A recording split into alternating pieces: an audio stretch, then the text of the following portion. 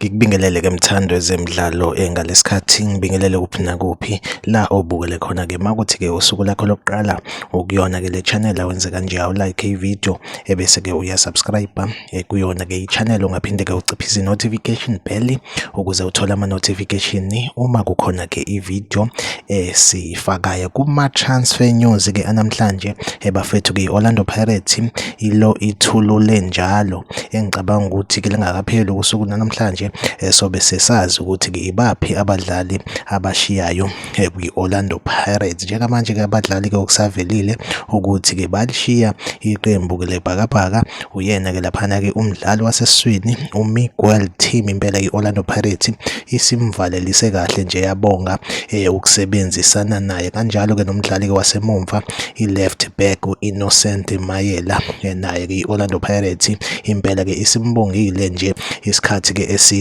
esebenza neqembu. Kodwa ke Innocent Mayela kuyavela ukuthi ke i-Orlando Pirates ngathi ke kune position embekele yona. Khumbula ukuthi ke abantu abafana noHappy Jele i-Orlando Pirates ke yathi mayingabavuseleli ama-contract abo yabathembisa ukuthi ke izobanika i-position ngaphakathi kwezimnyama, kodwa ke uHappy Jele wakhetha ukuthi ke no yena ke usafuna ukuqhubeka nokudlala. So Innocent Mayela ngathi ke i-Orlando Pirates ke imnika leyo chance yokuthi ke kube khona ke i-position emnika yona. Njengamanje ke yona update engiyiphethe ibona abadlali i-Orlando Pirates ke sakuvezile ukuthi ke impela ke abasezukuba ingxenye ke yayo ke i-team. Innocent Mayela kanjalo ke noMiguel Team ngithemba ukuthi bakhona ke esazobabona i-Orlando Pirates ibadedela noma ke ibakhulula. Like i-video, subscribe kwi-channel. Mina nawe asihlangabezane kwi-video elandelayo.